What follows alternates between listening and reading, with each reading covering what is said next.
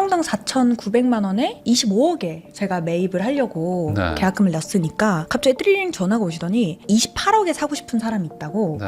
못 팔겠다고 하시는 거예요. 제가 설득해 보겠습니다. 어머님, 제가 청년들 30명과 열심히 일하는 사람입니다. 지금 이 귀하게 아드님을 키우신 건물을 반짝반짝하게 닦아서 저희가 직접 사용하려고 건물을 매입하려고 합니다. 어려우시겠지만 저에게 이 건물을 선물해 주시면 어떠실까요? 이렇게 얘기를 하면서 두런두런 수다를 한 2시간 떨었어요. 네. 그랬더니 오케이, 너에게 주겠다 하신 거예요. 옆 건물이 막 평당 1억에 됐으니까 사실상 제가 25억을 번 거죠.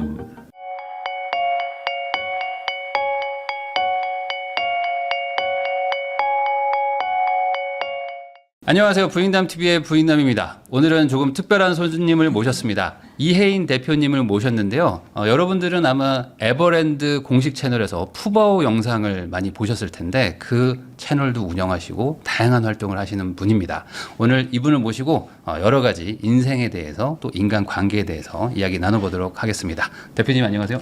안녕하세요. 반갑습니다. 네. 제가 약간 소개를 장황하게 하긴 했지만 영광입니다. 또 간단하게 네. 본인의 소개 한번 해주시면 좋을 것 같습니다. 네, 안녕하세요. 저는 창업 9년차 소셜링과 그리고 이너웨어 브랜드 바디코라는 이 회사를 운영하고 있는 33살 된 이혜인이라고 합니다. 야, 그러면 9년이나 하신 거면 되게 어릴 때 하셨네요? 맞아요. 24살에 이제 24살 초반에 창업을 했어요. 네. 네, 그렇고 그리고 헤니크라는 유튜브 채널에서 네. 이렇게 차 운전을 하면서 드라이브 토크를 나누면서 주저리 이렇게 대화하는 걸 좋아하는 사람입니다. 네. 거기다 또 이혜인 대표님이 벌써 책을 2권이나 쓴 작가님이십니다. 이번에 쓴 책이 이제 두 번째 책인데 다정한 사람이 이긴다. 그래서 사람을 남기는 말, 관계를 바꾸는 태도. 그러니까 말 그대로 말과 태도에 대해서 다루는 책이다. 이렇게 볼 수 있을 것 같아요. 네. 그래서 오늘 영상에서 이런 다양한 얘기들도 한번 해보려고 합니다. 그러면은 돈 얘기도 안 해볼 수가 없는데 네. 저희 채널은 어쨌든 재테크를 해가지고 좀 인생을 바꿔보려고 하는 분들이란 말이죠.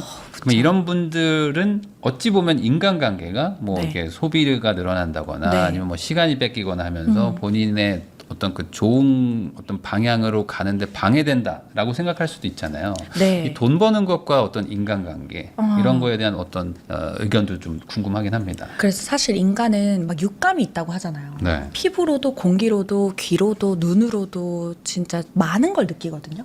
그래서 인간은 자산이랑은 뗄래야 뗄 수 없는 영향을 줘요. 왜냐면 건물을 살 때도 이쪽 건물주의 스토리도 제가 이해해야 되고 왜 파는지도 이해해야 되고 네. 제가 건물을 사고 싶게 만든 동기도 정말 저런 어른이 있나 싶을 정도로 너무 정말 표독스러운 어른들을 만나서 제가 건물을 사고 싶었어요. 건물주가 하도 막 뭐라 하니까. 네, 난 저런 건물주는 안 돼야지. 네. 그 할머님이 제가 딸 같다면서 막 욕하시고 막 엉덩이 때리시고 진짜 딸처럼 했네. 진짜 본인 딸한테는 그렇게까지는 안 할 거예요. 네, 그리고 네. 나 용돈 안 주잖아요. 그렇죠. 그래가지고 제가 건물주가 돼야겠다 싶었거든요. 네. 그래서 모든 영향은 사람한테 와요. 데미지도 사람한테 오고 위로도 사람한테 받고. 그래서 저는 자산의 형성은 사람과 뗄 수 없다고 생각해요. 사람에 대한 이해가. 그럼 실제로 자산을 살 때도 말이나 태도를 잘했더니 돈으로 돌아오더라 이런 경험도 있을까요? 맞아요. 제가 지금 홍대에 합정역 3분 거리에 저의 건물이 있거든요. 서교동인데 자랑을 하자면 그 서울시가 한마르트로 지정한 뭐 다 무슨 길이 네, 있잖아요. 네, 네, 네. 그래서 그 길에 저희 사옥이 있어요. 그 건물을 만났을 때가 기억이 나요. 네. 그 건물은 10년 전에 코코 레지던스, 10년 동안 코코 레지던스라고 고시원 건물로 활용이 된 건물이에요. 네. 그냥 불법 건축물 벌금을 내시고 그분들은 5층 옥탑에 사셨고 네. 35평으로 크게 지어가지고 5층에 사시면서 고시원을 운영했던 그 노부부예요. 네. 그래서 아드님을 거기서 초등학생 때까지 키우셨대요. 그 고시원 건물 5층에서. 근데 코코 레지던스가 운영은 되고 있었어요. 근데 2년 전에 제주도로 이제 떠나신 거예요. 왜냐하면 5층 건물이니까 할아버님이 무릎이 안 좋으신데 이제 오고 다닐 엘베가 없거든요. 네. 그러니까 오고 다니기 힘드시니까 제주도에 종달새 하우스 사장님들이 되어서 이제 게스트하우스를 떠나신 거죠. 아드님이랑 같이. 근데 이제 2년 전에 떠나셨으니까 2년 전 시세로 이 건물이 올라온 거예요. 네. 그 평당 4,900만 원에. 싸게 나왔겠네. 싸게 나왔죠. 네. 그래서 제가 너무 후미진 곳이 아닌가 했더니 막 유동인구가 엄청난 거예요. 그래서 바로 보러 갔어요. 그랬는데 제가 그 감사한 부동산 이사님이 여기 계약금 바로 넣어라. 이거 아니면 놓친다. 지금 벌써 뒤에 2팀 보러 온다고 한다. 좋은 분을 만나야 돼요. 그래서 아 그래요? 하면서 제가 누구와도 상의하지 않고 제가 혼자 5천만 원을 막 입금시켰어요. 보지도 않고요. 건물은 봤죠. 보자마자 바로 그냥. 그날 네. 2시간 만에 입금을 시켰어요. 네. 근데 바로 다음날 오전에 저는 이제 계약서를 쓰는 줄 알았더니 띵 제주도에서 전화가 왔대요. 네. 못 팔겠다. 2배로 해서 위약금으로 1억을 입금해 줄 테니 이 건물을 못 팔겠다고 하시는 거예요. 너무 싸게 내놓은 걸 그때 알았구나. 그때 아셨던 것 같아요. 네. 왜냐하면 제가 25억에 샀는데 50평이었거든요. 그때 건물만은 50평이에요. 앞에 땅을 골목을 더 사서 64평인데 그때 평당 4,900만 원에 25억에 제가 매입을 하려고 네. 계약금을 냈으니까 갑자기 띠링 전화가 오시더니 28억에 사고 싶은 사람이 있다고 네. 못 팔겠다고 하시는 거예요. 그래서 저한테 1억을 입금해 줄 테니 계약을 파기하자. 네. 너무 절망적이었어요. 어떡하지? 지금 저는 그때 걸어서 5분 거리에 통임대로 있었거든요. 1억에 1,200만 원을 주고 통임대로 사무실을 쓰고 있었는데 아 어떡하지? 바로 이사할 딱 각이 나왔는데 아 너무 절망적인 거예요. 그래서 제가 바로 티켓팅을 해서 제주도로 갔죠. 아, 바로 갔어요. 네. 네. 제가 설득해 보겠습니다. 부동산 이사님 해가지고 정달세 하우스를 가서 어머님 제가 청년들 30명과 열심히 으쌰으쌰 일하는 사람입니다. 지금 이 귀하게 아드님을 키우신 건물을 반짝반짝하게 닦아서 저희가 직접 사용하려고 건물을 매입하려고 합니다. 어려우시겠지만 저에게 이 건물을 선물해 주시면 어떠실까요? 이렇게 얘기를 하면서 두런두런 수다를 한 2시간 떨었어요. 네. 그랬더니 오케이 너에게 주겠다 하신 거예요. 가격 그대로. 그대로. 네. 그래서 2억 벌었잖아요. 그러네요. 2억 더 번 거죠. 3억 번 거지 어찌 보면. 와, 그쵸. 네. 그때 옆 건물이 막 평당 1억에 됐으니까 사실상 제가 25억을 번 거죠. 25억을. 그래서 그때도 비행기에서 안도에 제가 잠도 못 자고 바로 그날 저녁에 가서 오전에 만나 뵀는데 그래서 생각했어요. 결국 다 사람이 결정하는 일이고 이 사람과 사람 사이에 다정한 언어들과 진심만이 사람의 마음을 움직일 수 있다. 라고 다시 한번 느꼈던 순간이었던 것 같아요. 반대로 거기서 화내고 법적으로 소송한다고 하면 맞아요. 그러면 이제 할머니도 그래 한번 해보자. 그럼요. 그럴 수 있죠. 그럼요. 네. 그리고 새로운 매수자분이 그 할머님을 도와 그 건물을 쟁취하고 싶으셨을 수도 있겠죠. 네. 그러니까 결국에 이게 말 한마디로 진짜 천냥빚 갚듯이 항상 그 기회나 이런 것들이 오고 가는 것들도 결국에 말과 태도로 모든 맞아요. 것들이 결정되는 게 아닌가라는 생각도 좀 듭니다. 맞습니다. 그 보시면 좀 약간 화려하게 생기시고 했지만 사실 인생에 좀 굴곡이 좀 있으셨다고. 굴곡이 참 많았죠. 네. 굴곡이 좀 많았습니다. 네, 그리고 또 결핍에 대해서도 또 할 얘기 많으시다고 해서 이제 모셨는데 네. 뭐 그 얘기부터 한번 시작을 해보면 좋을 것 같습니다. 이게 보통 성공하는 사람들은 네. 이제 그 순탄하게 성공하는 줄 아시지만 아니거든요. 네. 보통은 그 뭔가 정말 말씀하신 악이나 네. 아니면 어떤 그 결핍이 그 의지로 발현돼 가지고 성공하는 경우가 있는데 어떤 결핍이 있으셨어요? 저는 이제 응애하고 태어난 아이 때 저희 큰이모 손에서 자랐어요. 그래서 0세부터 3살 때까지 네. 떠돌이 아이로 자랐다고 했거든요. 네. 저한테는 선명한 기억은 없지만 이제 3살 때 결국 이제 저희 부모님이 이혼하시고 그리고 이제 열심히 많은 어른들 품에서 자라나면서 네. 좀 사회성이 생긴 것 같아요. 그래서 저는 지금 친구들도 어디 떨어뜨려 놔도 이 애는 잘 살 거다라고 하거든요. 네. 그렇게 저는 한 부모님의 사랑도 물론 좋지만 다양한 어른들 품에서 자라났고요. 그리고 제가 이제 열심히 살다가 창업 횟수로 3년 차에 네. 야외 촬영을 한 10시간 이상 길게 하다가 제가 쓰러진 거예요. 왜냐면 머리부터 발끝까지 그 꽉 찬 흰색 농양이 이렇게 온몸에 퍼진 거죠. 네. 그래서 응급실에 입원을 했는데 반나절 정도 많은 검사를 하다가 여기 강남 성모병원에서 띵띵띵 루푸스다. 이거는 루푸스라는 자가면역 질환이십니다라는 진단을 받게 됐어요. 루푸스요? 네. 네. 이 루푸스라는 병은 그 내 몸 안의 세포들이 네. 약간 교란 오류를 일으켜서 나를 공격하는 병이에요. 그래서 외국의 셀레나 고메즈나 네. 또 그 최진실의 따님분도 걸렸다고 했던 네. 그 루푸스라는 병인데 그게 이제 걸린 거예요. 그래서 그런 병이 있구나라는 걸 알게 되고 한 보름 정도 그 강남 성모병원에 입원해서 스테로이드 치료를 받았고요. 그리고 네. 한 1년 정도 창업을 하고 회사를 이제 키워나가면서 한 1년 정도 스테로이드 알약을 한 하루에 12알 정도 먹었어요. 네. 그러고 지금은 5년 이상 약을 안 먹고 있긴 하지만 아 근데 말씀해 주신 게 되게 내용이 네. 엄청 심각한 거거든요. 네. 근데 이제 되게 아무렇지도 않게 말씀하셔가지고. 다 지나왔잖아요. 근데 그, 뭐, 이게 말씀드리기 좀 껄끄러울 수도 있지만, 어쨌든 네. 어릴 때부터 뭐, 이렇게 다양한 뭐, 분들의 도움을 받았다고 하지만, 네. 그거를 또 안 좋게 보면 네. 되게 힘들고 고생한 거잖아요. 맞아요. 사실 제가 저를 설명하는 네. 키워드가 이 두 가지거든요. 떠돌이 아이와 난기류 비행이라고 표현했는데 네. 나에게 이렇게 난기류가 찾아온 불행. 이 두 가지를 통해서 지금의 제가 있다고 생각하기 때문에 앞서 설명드린 뭐 장황했던 숫자에 대한 설명이 아닌 사실 진짜 저의 자기소개는 이 두 가지의 키워드로 할 수 있어요. 그런데 제가 한 30 전, 네. 그러니까 30이 되기 전에는 제 가까운 20년 지기 친구들이나 혹은 제 친척분들도 네. 모르는 키워드, 모르는 사실들이었어요. 그래서 밖에서 보면 쟤 잘 사나 보다. 쟤는 뭐 많은 경제적 지원이 있었겠지. 뭐 이렇게들 생각해 주시면 땡큐.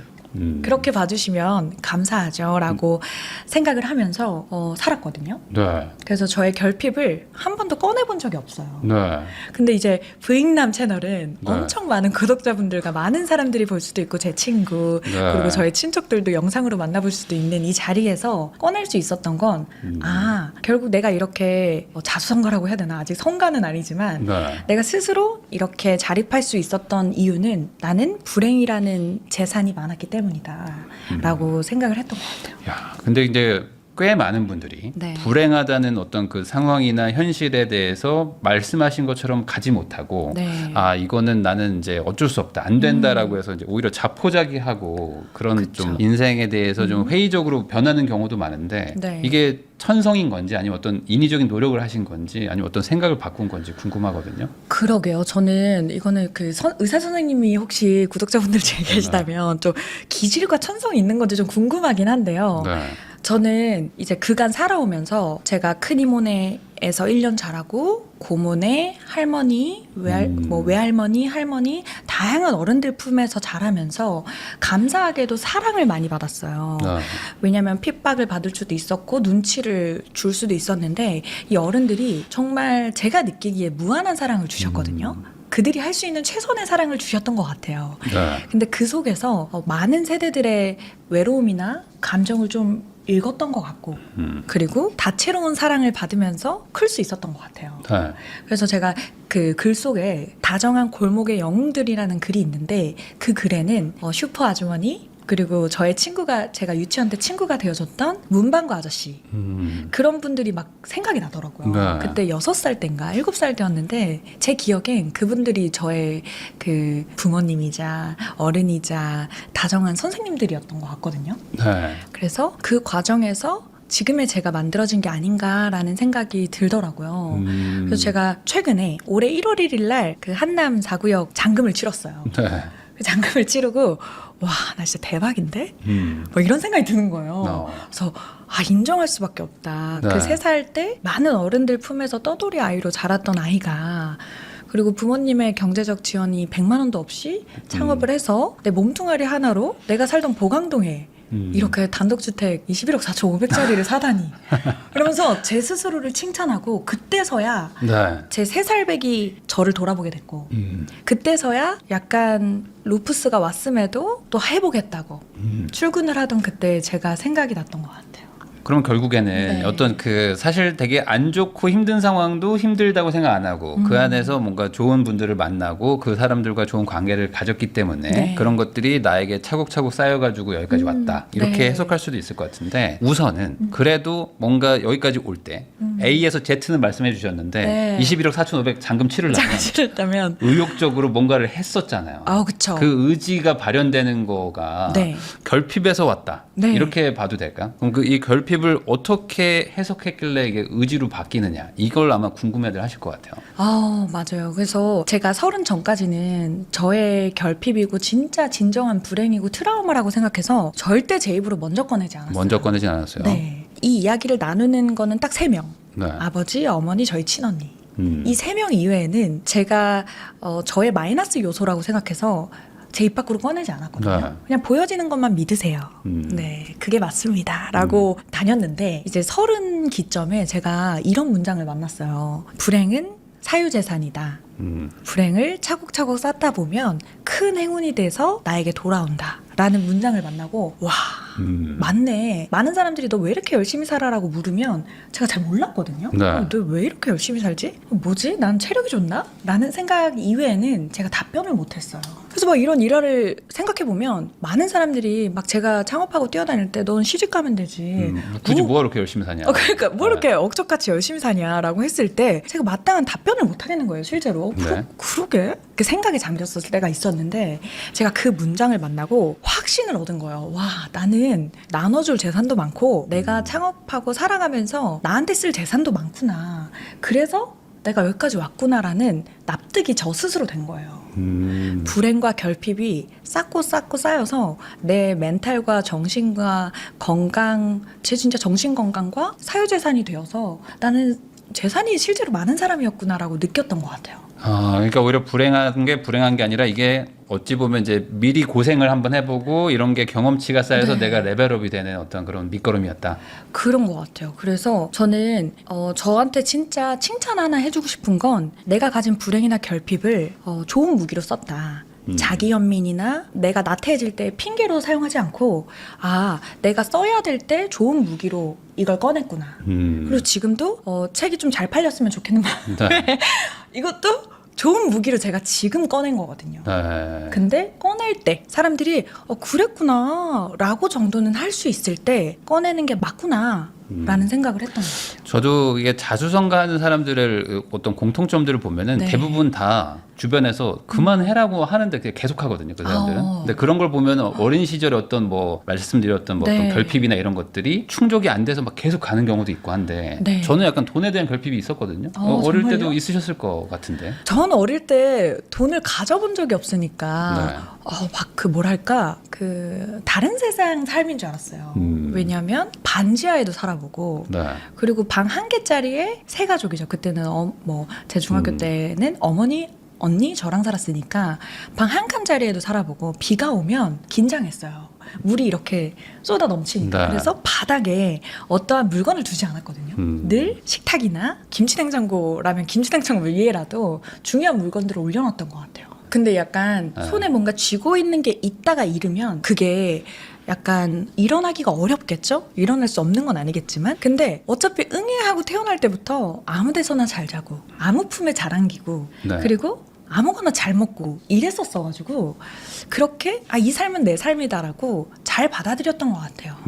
그게 방금 말씀하셨던 불행도 사유재산이다. 네. 결국에 내가 그런 것들을 어릴 때 해봤기 때문에 이런 성격이고 성향이 돼서 내가 결국엔 또 성공을 하게 된 게 아닌가. 맞아요. 그러면은 네. 그 성공이라는 거를 하고 싶어도 네. 결핍이 있어도 이 실행해가지고 성공하는 사람이 있고 네. 이 실패하는 사람들이 있지 않습니까? 그렇죠. 그러면 어떤 그 차이가 분명 있을 텐데 네. 이번에 이게 쓰신 책도 다정한 사람이 이긴다라고 책을 제목을 적으셨는데 네. 결국에 사람을 남기는 말과 태도가 중요하다. 네. 이 얘기를 하셨단 말이에요. 맞아요. 그러면 본인이 성공한 거는 말을 잘하고 태도를 잘 갖췄기 때문이다. 뭐 이런 네. 의미일까요? 저는 진짜 숫자가 있다면 100%가 아니라 200% 확신해요. 사실 응애하고 태어나면 네. 그 재산도 우리 부모님이 돌아가셔야 물려받잖아요.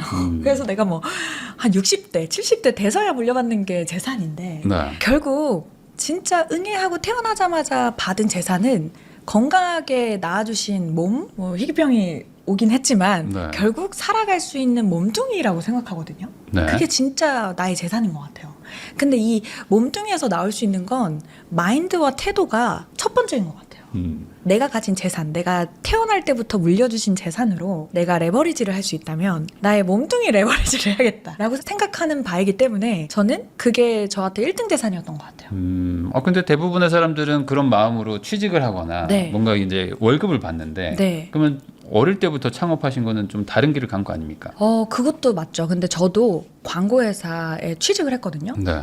대원계약이라는 회사, 광고회사와 또 이제 SNS를 중심으로 하는 회사 이렇게 두 군데의 회사에 인턴과 취직을 해봤어요. 그런데 물론 너무 조직 경험을 너무 짧게 했긴 했지만 그렇게 해보고 창업한 케이스긴 하거든요. 네. 그럼 그래서 창업은 어떤 돈을 더 벌어야겠다. 네. 뭐 어떤 그런 결핍이었나요? 아니면 뭐 어떤 뭐 다른 의미였나요?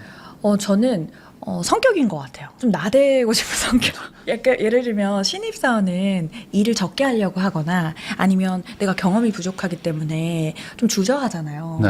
근데 저는 인턴으로 들어가자마자 막 미팅에 들어가고 싶어 안달이 난 거예요. 네. 그래서 막 회의실, 옆 회의실 가서 막 기대고 있었어요. 아, 뭐라고 하시나. 저 광고주는 뭐라고 요청을 하나. 제가 좀 들어야 네. 잘 캐치하잖아요. 그래서 좀 뭔가 더 하고 싶었던 게 컸던 것 같아요. 제가 인턴으로 할 때는 기획안 이렇게 테두리만 만들고 막 회의 내용만 전달 주신 걸 내가 들어가지도 않은 회의를 막 정리해야 되고 네. 이랬는데 나도 회의에 들어가고 싶고 내가 지금 이거 체력도 좋고 뇌도 싱싱한데 지금 막 아이디어 내고 싶다. 막 그랬던 갈증이 커서 창업한 게 1번이고요. 네. 돈을 많이 벌고 싶다라는 마음보다 저는 절대 실패하지 않을 전략으로 모든 일을 계획하는 편이거든요. 네. 그래서 제가 창업할 때도 2017년 창업 인턴제라는 정부 지원 사업으로 8천만 원을 받고 창업했어요. 그래도 저 팀원 40여 명의 우리 많은 식솔들이 있으니 좀 그래 나라에 좀 잘하는 거겠죠. 그렇죠. 청년 창업. 네, 저 세금 많이 냅니다. 네. 근데 이제 그렇게 청년 창업 지원을 받고 시작을 했어요. 그때까지는 회사를 다녔고요. 그래서 무의미하고 무모하게 하는 도전은 저는 잘하지 않고요. 네. 저는 실패하지 않을 전략 10가지가 나를 납득시키면 그때는 무조건 실행합니다. 그러면 방금 말씀하셨던 것도 어찌 보면 태도일 수도 있는데 본인의 태도가 좀 신입사원 때부터 남들과 좀 달랐었다고 볼 수도 있는 거잖아요. 그렇죠. 대다수의 분들은 일을 안 하고 싶어 하거든요. 그리고 이제 빨리 그렇죠. 퇴근하고 싶어 하잖아요. 그렇죠. 근데 그런 거랑은 내가 좀 달랐던 거는 말씀하셨던 것처럼 뭔가 성공을 위해서인가? 아니면 이게 원래 성향? 기질? 성공에 대한 갈증이 컸어요. 왜냐하면 제가 고등학교 때도 15분 이상의 언덕배기로 올라 집에 갈 때 건너편에 이렇게 보강동 어느 정도 중턱에서 보면 그 한남대교를 넘어서 강남이 아주 반짝반짝해요. 그렇죠. 강남이 네. 24시간 불 켜져 있잖아요. 근데 아주 반짝반짝한 저곳은 우선은 그때 고등학생 때 저와는 다른 세상이었어요. 그래서 저기서 일하고 싶다. 저기서 살고 싶다. 저 높은 아파트에서 살고 싶다라는 갈증이 저한테 엄청 큰 동기이자 자극이 됐어요. 그리고 대학교 때도 마찬가지고요. 그리고 회사를 가서도 더 일하고 싶다. 나한테 더 많은 기회가 주어졌으면 좋겠다 하고 집에 잘 안 갔거든요. 그러면 나에게 어떠한 조금 나은 프로젝트를 줄까 봐. 네. 주진 않으셨는데 근데 좀 그랬던 그 성공에 대한 갈증이 동기가 되었던 것 같아요. 그러면은 이제 아마 시청하시는 분들 중에도 뭐 20대 초중반이신 분들도 많을 거고 네. 이제 취업하려고 하시는 분들도 많을 텐데 네. 아주 그냥 객관적으로 얘기하면은 경제적 지원을 못 받으신 거잖아요. 네. 그렇죠. 네. 근데도 어쨌든 성공을 했다면 네. 그 방금 말씀하신 성공에 대한 갈망과 그 다음에 일을 잘하고 싶다, 뭐 그 분야에 뛰어난 사람이 되고 싶다라는 그 태도가 어찌 보면 인생을 아주 크게 많이 바꾼다. 여기에 동의가 좀 되시나요? 전 또 100% 이상 동의해요. 네. 어찌 보면은 주변의 지원이나 뭐 이런 게 중요한 게 아니라 본인의 사고 방식이 더 중요하다. 네. 그래서 사실 이게 굉장히 어렵다고 생각을 하거든요. 네. 근데 제가 글 속에 담은 글도 있는데 우리 경영팀, 그러니까 재무랑 인사 담당자가 모여 있는 경영팀이 있어요. 네. 근데 이 경영팀과 제가 회식을 했는데 어느 날 그 재무 담당자 여자 팀원이 있거든요. 네. 그분은 아직 주니어예요. 아직 20대인데 이상형이 뭐야? 이렇게 물어봤어요. 솔로라서. 네. 그랬더니 그 친구가 우리 회사에 그분 있잖아요. 인사 잘하시는 분 이러시는 거예요. 근데 우리 경영팀은 우리 팀원의 모두의 이름을 뭐 아시겠지만 한 입 모아서 그 송땡땡 팀원 이렇게 모두가 아는 거예요. 인사를 잘하니까. 인사를 잘하는 팀원이라고만 얘기했는데 네. 이상형을 그 팀원을 이상형이라고 하는 게 아니라 인사를 잘하고 기본적인 매너가 있는 사람이 본인의 이상형입니다. 그 팀원 있잖아요. 송땡땡 팀원 이러니까 그 아저씨 팀장이 포함해서 모두가 다 알아. 다 아는 거예요. 네. 근데 저도 그 친구가 너무 나이스하다고 생각했던 바거든요. 저도 아는 거예요. 이름이 나오기 전에도 알았어요. 네. 근데 우리 경영팀은 팀원들의 업무 퍼포먼스는 자세히는 몰라요. 근데도 그 사람이 이상형이 되고 그 사람이 일 잘하는 팀원 이러더라고요. 일을 잘하는지 안 하는지 어떻게 알아. 그렇죠. 근데 인사만 잘해도 그 사람의 성과를 얼추 연결해 볼 수 있는 거예요. 제가 그 상황을 보고 맞지. 태도와 마인드가 나를 높은 곳으로 데려다 줬던 게 맞지. 그리고 그 친구는 누군가의 이상형이 되기도 꼭 잘 될 거라는 많은 사람들의 응원을 받기도 하겠구나. 내 편을 만들 수 있는 유일한 방법이 부모님들이 인사 잘해라 하잖아요. 그렇죠. 진짜 귀한 지혜다. 그게 1등 지혜였구나. 인사 잘하는 건 사실 돈하고 아무 상관없는 건데 돈이 그렇죠. 없어도 할 수 있는 건데도 생각보다 대다수의 사람들이 잘 안 하거든요. 맞아요. 네. 그래서 돈이 없어서 실행을 못하고 그리고 가난해서 자기 연민에 빠지는 사람들은 대단한 큰 착각을 하는 것 같아요. 네. 보통 태도와 마인드는 돈이 들지 않아요. 에너지는 들 수 있어요. 네. 내가 내향적인데 인사를 하면 내가 좀 불편해하시지 않을까? 이런 고민에 빠질 수는 있으나 돈이 드는 일은 아니다. 그래서 저는 가난이 또 가난을 부르는 것 같다라는 생각을 했거든요. 네. 이게 솔직히 말씀드리면 저희 어머니가 제가 중고등학교 때 저희가 한부모 가정이다 보니까 그 지원금이 좀 나왔어요. 지원금이 나서 제가 대학교 다닐 때 일을 너무 하고 싶은 거예요. 알바도 하고 싶고. 근데 항상 다른 사람 이름으로 그렇게 알바를 하라고 하시는 거예요. 아, 받으면 안 되니까. 그래서 저 그럴 수 없다. 네. 그래서 저는 제 이름으로 이제 알바를 또 긴 시간 해서 고용보험이 들어간 거죠. 그래서 지원금이 끊긴 거예요. 그래서 많이 혼도 났거든요. 근데 네. 지금은 저희 어머니도 그 늪에서 헤어났다고 하시지만 가난을 붙잡아요.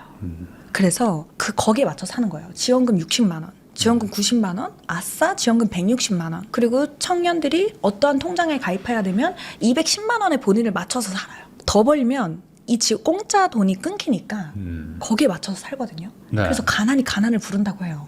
그래서 더 척박하고 힘들게 사니까 뾰족하게 사는 거예요. 인사 안 해.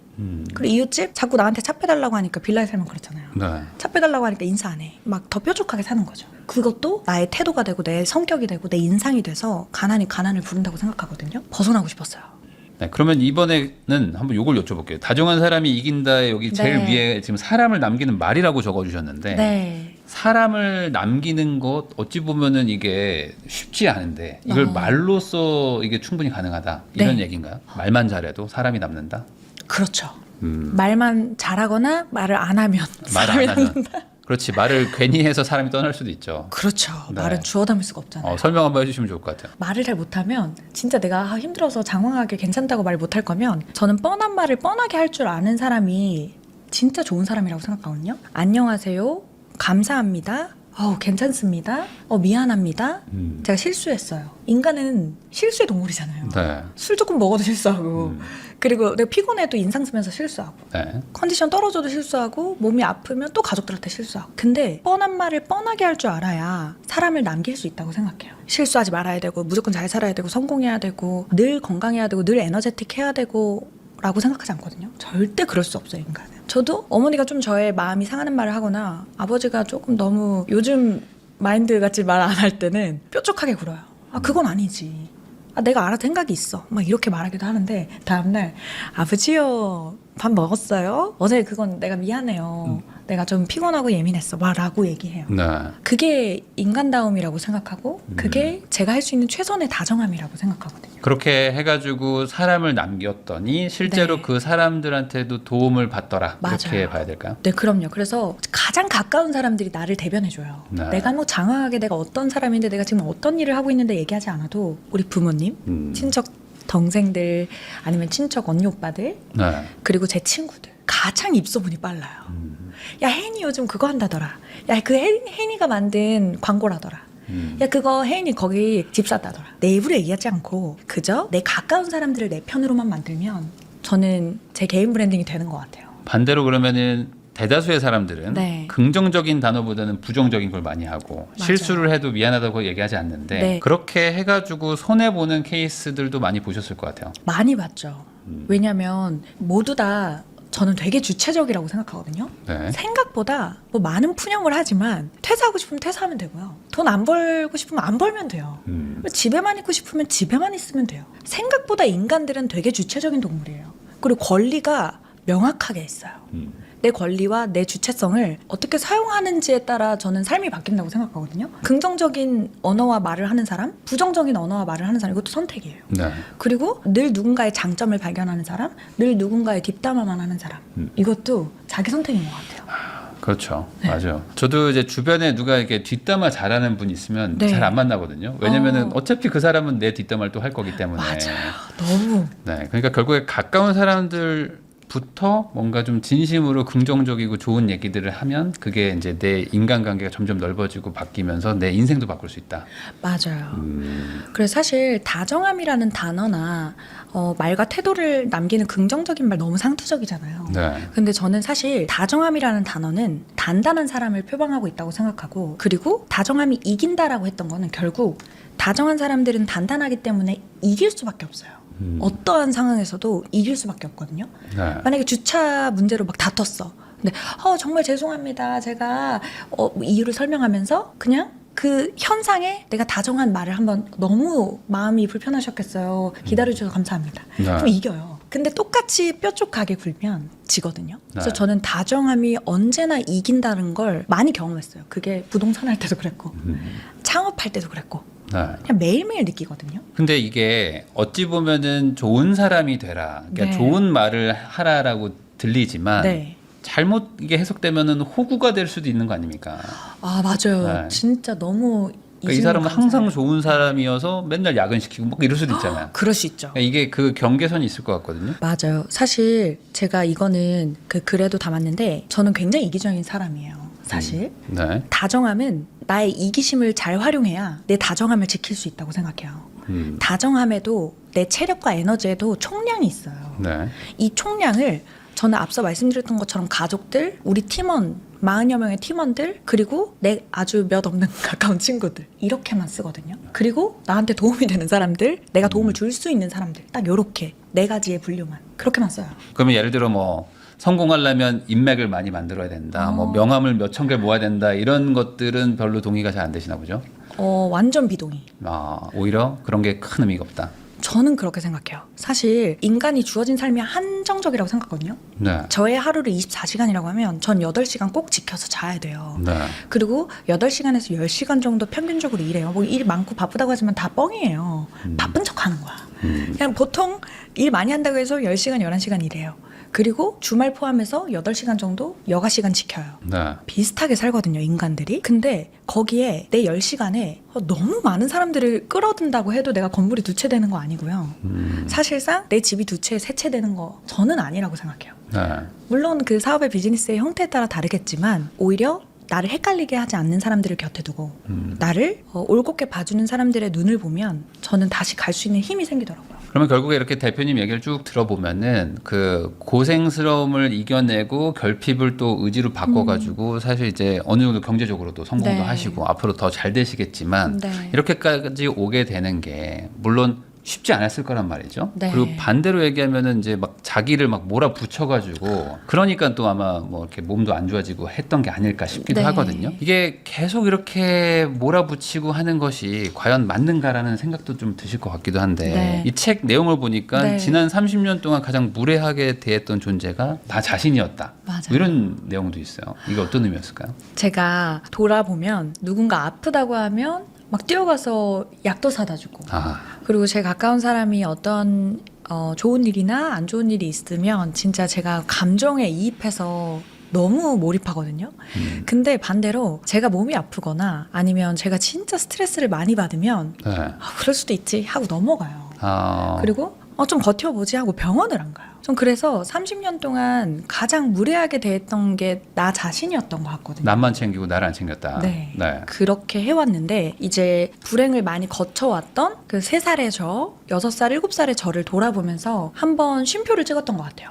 그래, 3살의 혜인이 너무 잘 컸다. 7살의 혜인이 많이 외로웠을 텐데 많은 어른들 품속에서 많은 사랑을 받고 이렇게 컸구나 라고 한번 쉬어가는 타이밍이 있었어요. 그때가 아팠을 때 같은데 그렇게 돌아보면서 나를 칭찬하거나 혹은 네. 나를 위로하는 것도 그 다음 30, 40대에 진입하는 나에게 큰 힘이 되는구나 라는 생각이 들었던 것 같아요. 네. 이렇게 부정할 수 있거든요.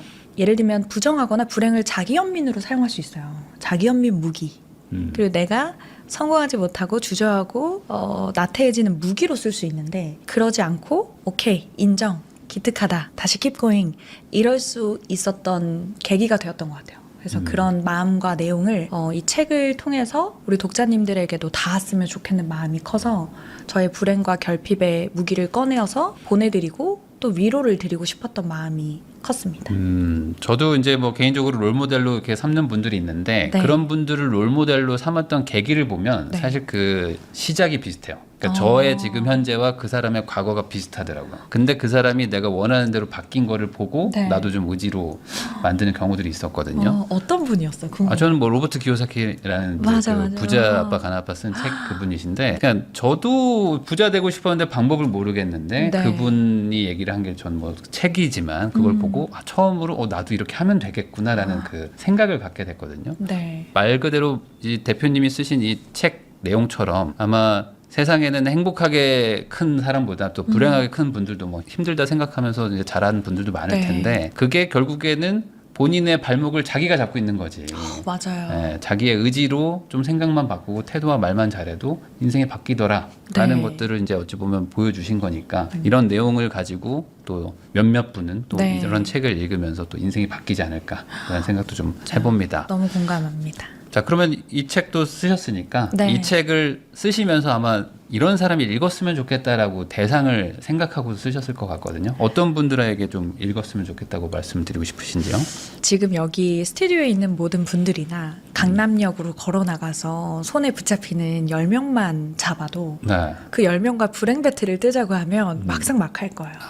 그래서 저만 불행하다 생각하지 않고 저에게만 결핍이 있다고 절대 생각하지 않거든요. 그래서 나에게 조금의 결핍이나 조금의 불행이 왔던 사람들이라면 그거를 좋은 무기로 쓰셨으면 좋겠어요. 그래서 결핍과 불행이 내 안에 잔존해 있다라고 하시는 분들은 저랑 글로도 만났으면 좋겠는 마음이 큽니다. 저는 그 말씀하셨던 것 중에 좀 와닿았던 게 이게 네. 불행이 어쨌든 사유재산이라고 했는데 네. 불행한 경험을 아주 좋게 포장하면요. 저는 남들과 공감할 수 있는 그런 재료라고 생각하거든요. 나도 힘들었다, 너도 힘들었지만 라고 얘기하면 서로 네. 금방 또 이렇게 벽이 무너지더라고요. 친해지죠. 네, 그런 네, 것도 있고. 맞아요. 너도? 야, 나도. 이런 거잖아요. 그런 것처럼 네, 이게 맞아요. 마냥 나쁜 건 아닐 수도 있어. 그쵸. 단단해지는 것도 있고 네. 분명히. 네. 그래서 그런 분들이 지금 길을 못 찾는다면은 한번 생각해 보시면 좋을 것 같고. 네. 자, 그럼 이제 마지막으로 네. 이 영상을 시청하시는 분들, 특히 제 채널 보시는 분들 대부분 뭔가 인생을 좀 바꾸고 싶어가지고 이런 것들 보시거든요. 네. 자, 그런 분들한테 마지막 어떤 조언 한마디 해주시면 좋을 것 같습니다. 제가 지금까지 올 수 있었던 건 제 주변에 그리고 어린 저에게 다정함을 건네주었던 어른들 덕분이었어요. 네. 그래서 저도 이제 아이들이 보기에 어른이 됐잖아요. 그래서 그 자라나는 아이들한테 좋은 어른이 되고 싶다라는 마음이 가장 컸거든요. 그래서 저희 아파트 단지에 만나는 아이들한테 조금 더 웃어 보이고 좋은 말 건네주고 대단하다고 해주고 씩씩하다고 해주고 사실 이런 말들이 이 세상을 바꾼다고 생각해요. 그 아이들이 이제 다음 세대들이니까. 네. 그래서 다정한 어른들이 됩시다 라고 말을 하고 싶고 다정함은 단단한 사람들에게 나오는 엄청 강력한 힘이다. 그리고 다정함은 선택이고 우리는 매 순간 다정할 수 있는 기회들이 온다고 생각해요. 아파트 엘리베이터를 타서 7층 아이를 만날 때 충분히 다정할 수 있고요. 걸어서 나가면서 아침에 월요일에 우리 팀원을 마주할 때 다정할 수 있거든요. 그래서 다정할 수 있는 기회가 수두룩빽빽하니까 우리 다정한 어른이 됩시다 라고 꼭 얘기해주고 싶었어요. 지금까지 다정한 사람이 이긴다라는 책의 저자님이시죠. 이혜인 대표님 모시고 인생과 인간관계 그리고 이제 태도가 인생을 어떻게 바꾸는지 이런 저런 다양한 이야기 한번 나눠봤습니다. 귀한 시간 내주셔서 시청해주신 거 다시 한번 감사하다는 말씀 전하면서 저도 작가님과 인사 나누도록 하겠습니다. 네. 오늘 나와주셔서 감사드립니다. 초대해 주셔서 감사합니다.